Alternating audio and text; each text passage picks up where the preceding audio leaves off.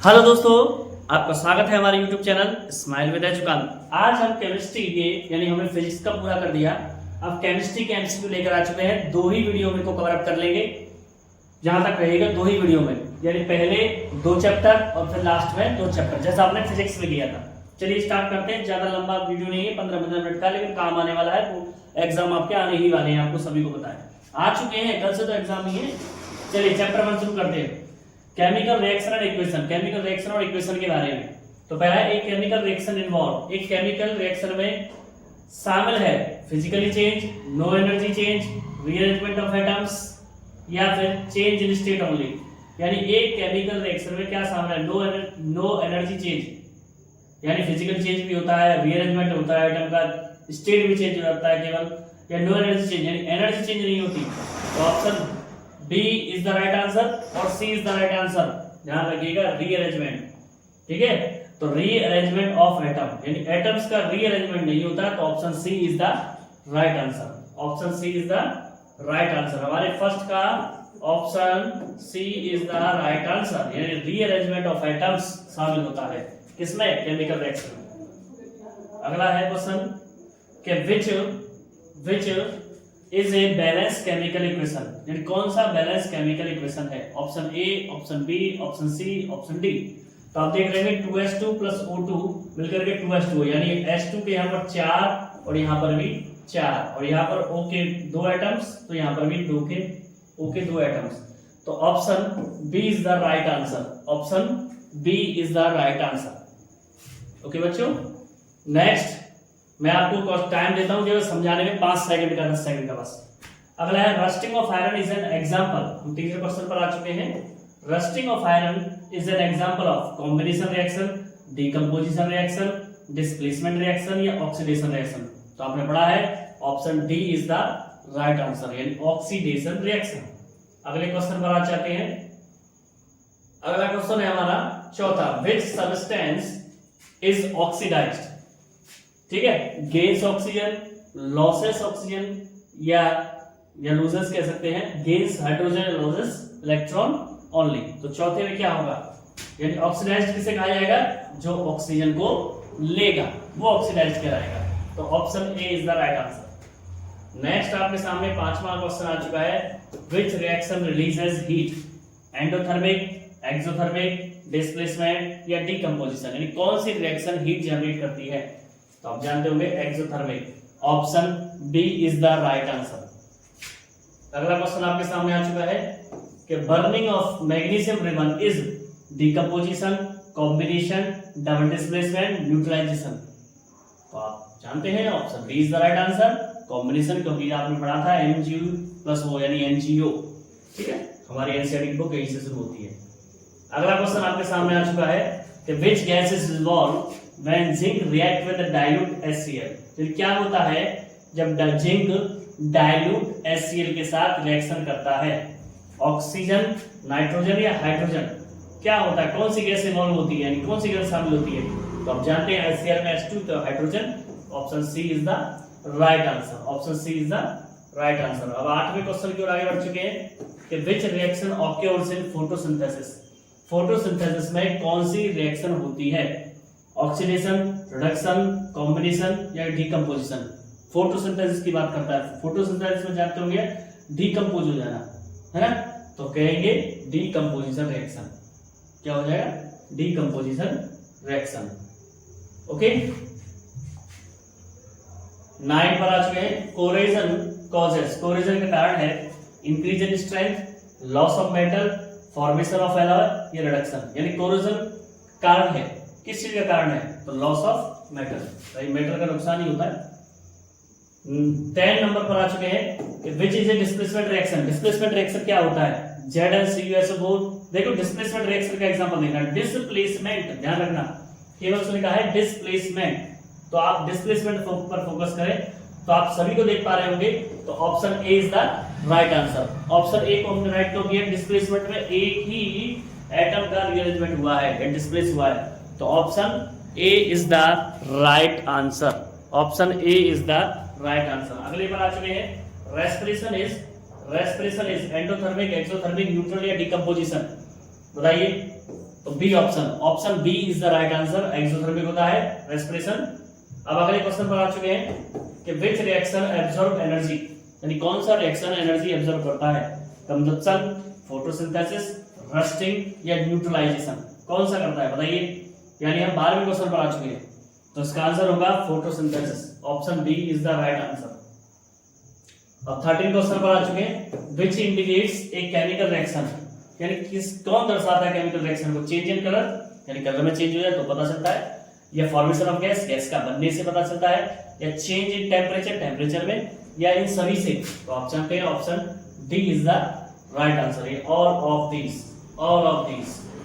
अब आ चुके हैं हम अगले क्वेश्चन पर 14 पर, which reaction involve exchange of ion, यानी कौन सी रिएक्शन आयंस को एक्सचेंज करने में काम करती है, कॉम्बिनेशन, डीकंपोजिशन, डबल डिस्प्लेसमेंट या डिस्प्लेसमेंट, तो कौन सी करती है बेटा, ध्यान रखिए डबल डिस्प्लेसमेंट में आयंस का एक्सचेंज होता है, उन्हें को तो डिस्प्लेसमेंट भी होता है, लेकिन इसमें ऑप्शन 2 दिए तो हमें डबल को लेना पड़ेगा, उसमें दोनों तरफ होता है, दोनों तरफ का मतलब रिएक्टेंट और प्रोडक्ट की नहीं कह रहा हूं, मतलब दोनों जो हमारे दिए गए हैं एटम्स उनके बीच में आपस में हो जाता है।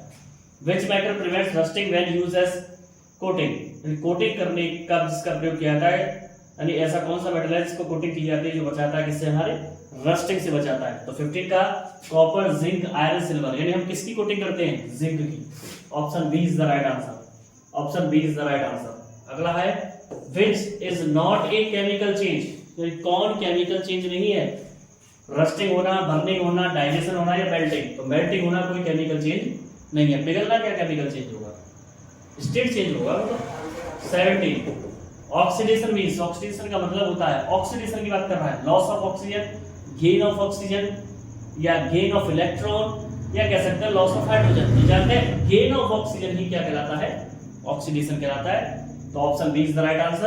अब 18 पर आ चुके हैं कि reduction means gain of oxygen, loss of oxygen, loss of electron या गेन ऑफ ऑक्सीजन ओनली।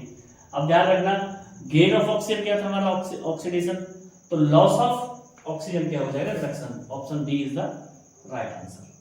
19 पर आ चुके हैं, which reaction produce precipitation, double displacement, combination, decomposition, बताइए फटाफट बताइए बिना किसी देरी के बताइए।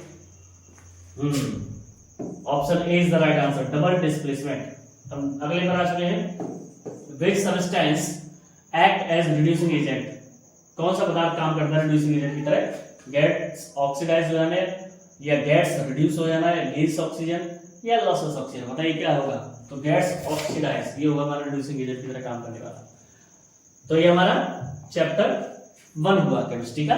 अब चैप्टर 2 को लेकर आते हैं आपके सामने बिना किसी देरी के, ठीक है, बिना किसी देरी के चैप्टर 2 को लेकर आते हैं। हम दो चैप्टरों को एक साथ लेकर चल रहे हैं बेटा, आप जिससे आसानी से समझ पाए। तो चैप्टर 2 को लेकर आ चुके हैं बिना किसी देरी के। तो आ चुका है चैप्टर 2 एसिड बेसिस सॉल्ट। आज हम बात किसकी करेंगे बेटा, चैप्टर 2 में एसिड बेसिस सॉल्ट। ये चैप्टर 1 तो हमने समझ लिया, अब हम चैप्टर 2 की बात कर रहे हैं। तो चैप्टर 2 में पहला क्वेश्चन है आपके सामने, पहला क्वेश्चन आपके सामने है कि acid produce which ion in aqueous solution, यानी एसिड कौन सा आयन प्रोड्यूस करता है एक्वस सॉल्यूशन। एसिड किस पर ध्यान होगा आपको, H+ आयन, OH- Na+ या Cl, बताइए। तो ये क्वेश्चन नंबर 1 है, तो आपको पता होगा एसिड हमेशा H+ आयन प्रोड्यूस करता है, तो option B is the right answer, base करता है ना OH- को। अगला क्वेश्चन आ चुका है आपके सामने दूसरा, विच इज स्ट्रॉन्ग एसिड, सबसे स्ट्रॉन्ग एसिड इनके आधार पर कौन सा है, तो आप जानते हैं सबसे स्ट्रॉन्ग एसिड है HCl इनके में, तो ये होगा हमारा HCl, ठीक है, option C is the right answer. अब तीसरे क्वेश्चन पर आ चुके हैं, which substance turns blue litmus red, यानी कौन सा सब्सटेंस ब्लू को रेड कर देता है ना, तो बेस, सॉल्ट, एसिड, वाटर, तो ब्लू से रेड होना क्या हुआ बेटा, जानते हैं आप एसिड होगा, तो option C is the right answer, option C is the right answer. चौथे वाले क्वेश्चन पर आ चुके हैं बेटा जी, विच इज ए बेस, यानी इसमें बेस देखना है हमें, एसिड नहीं बेस देखना है, HCl, NaOH, H2SO4, HNO3, तो option B is the right answer, क्योंकि इसमें OH पर फोकस करिए, ठीक है ना, तो ये हो गया हमारा NaOH, ठीक, बेस है ये, क्योंकि बेस जो होते हैं वो OH आयन रिलीज करते हैं, प्रोड्यूस करते हैं। pH value of acidic solution, acidic की सॉल्यूशन की पीएच वैल्यू क्या होगी, 7 होगी, 7 से ज्यादा होगी, 7 से कम होगी या 0 होगी। तो इसका आंसर रहेगा सी, 7 से कम, क्योंकि 7 ही सबसे सेंटर का पॉइंट होता है। इधर की तरफ बढ़ेंगे तो एसिड और इधर की तरफ बढ़ेंगे तो बेस। सी ठीक है ना, इधर हो जाएगा एसिड और इधर हो जाएगा बेस, याद होगा आपको। चलिए छठवें क्वेश्चन की ओर आगे बढ़ते हैं बिना किसी देरी के। कि which salt is used in baking, कौन सा नमक बेकिंग में यूज किया जाता है, washing soda, baking soda, bleaching powder या प्लास्टर ऑफ पेरिस। बताइए, बेकिंग की बात कर रहा है तो बेकिंग सोडा यूज किया जाएगा। Option B is the right answer. आप आंसर को आंसर से मैच कर सकते हैं, क्वेश्चन को आंसर से मैच कर सकते हैं। अब आ चुके हैं 7 पर। टूथ डिके दांतों का सड़ना स्टार्ट होता है व्हेन वन पीएच फॉल्स, ये पीएच की जो वैल्यू है गिरने लग जाती है 5.5 से भी नीचे, 6 से नीचे, 7 से नीचे या 8 से नीचे। तो ध्यान रखना 5.5 से नीचे गिरते हैं तो हमारे दांतों में सड़न पैदा होना शुरू हो जाती है। अब 8वें क्वेश्चन पर आ चुके हैं। Which indicator is natural, natural indicator क्या है इसमें से, फिनोल्फ्थालीन, मिथाइल ऑरेंज, लिटमस या यूनिवर्सल इंडिकेटर। तो नेचुरल की बात करें तो लिटमस है और इसमें भी हमने नेचुरल एक टर्मरिक भी है, तो ये हमारा इंडिकेटर है नेचुरल। तो 8 का सी। अगले पर आ चुके हैं 9 पर। विच acid is present in vinegar, यानी कौन सा एसिड विनेगर में पाया जाता है, सिट्रिक, एसिडिक, फॉर्मिक या लैक्टिक। बताइए कौन सा पाया जाता है, तो एसिडिक पाया जाता है, ठीक है ना। सिट्रिक एसिड तो रसदार फलों में पाया जाता है, लैक्टिक हमारे दही में पाया जाता है ना, इसलिए एसिडिक एसिड पाया जाता है विनेगर में। अब 10 पर आ चुके हैं हम। वॉशिंग सोडा फॉर्मूला, वाह ये तो यूपी बोर्ड हो चाहे सीबीएसई सभी के लिए काम आते हैं। कि वॉशिंग सोडा का फॉर्मूला क्या है, वॉशिंग सोडा की बात कर रहा है बेटा, बेकिंग सोडा नहीं, वॉशिंग सोडा की बात कर रहा है। बताइए क्या है, तो वॉशिंग सोडा के लिए मैंने याद करने को बताया था 10 मॉलिक्यूल्स किसके होंगे, वाटर के और Na2CO3। तो ये किसका हो जाएगा वॉशिंग सोडा का फॉर्मूला, तो option D is the right answer, ठीक है। 11 पर बेस का टेस्ट कैसा होता है बेटा, बिटर होता है, कड़वा होता है, और एसिड का कैसा होता है, सॉर होता है, ठीक है ना। 12वें पर आ चुके हैं। विच गैस इज इन्वॉल्व, कौन सी गैस शामिल होती है, इन्वॉल्व होती है व्हेन जब एसिड रिएक्ट विद मेटल, जब एसिड किसके साथ रिएक्ट करता है बेटा, मेटल के साथ। दोबारा समझ लीजिए कि एसिड जब मेटल के साथ रिएक्ट करता है, एसिड जब मेटल के साथ रिएक्ट करता है तो कौन सी गैस इन्वॉल्व होती है, ठीक है। तो इसमें आएगा option B, hydrogen. Option B is the right answer.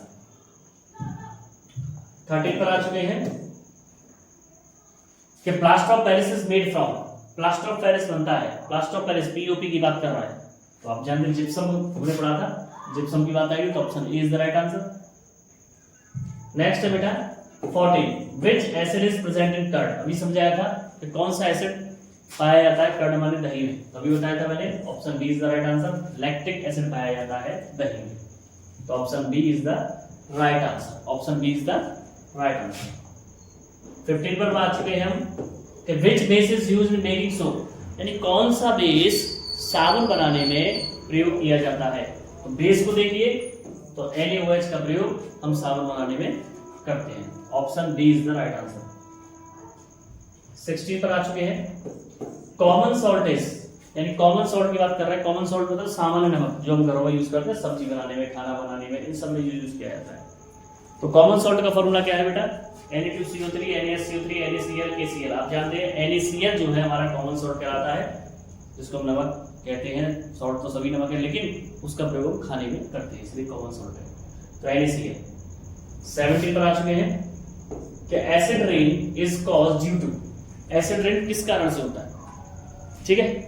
तो एसिड रेन किस कारण से होता है, CO2 की, SO2 एंड NO2 की, या खाली O2 की या H2 की।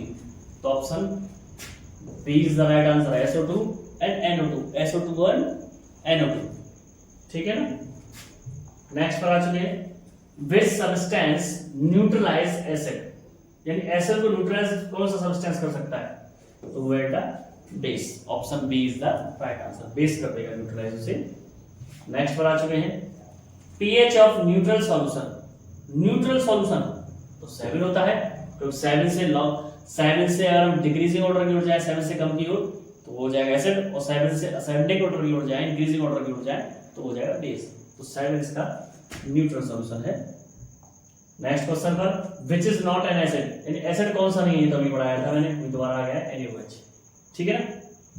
तो यहाँ पर हमारी दोनों चैप्टर की 20-20 क्वेश्चंस की सीरीज फिनिश होती है। आज हमने 2 चैप्टर को कंप्लीट कर लिया, केमिस्ट्री 1, केमिस्ट्री 2। तो ऐसे इंटरेस्टिंग वीडियोस के लिए हमारे चैनल पर विजिट करें, लाइक करें, शेयर करें, सब्सक्राइब करें। चैनल को लाइक करना ना भूलें और शेयर करना ना भूलें। ओके, मिलते हैं आपसे अगली वीडियो में। Stay healthy and stay fit. जय श्री श्याम।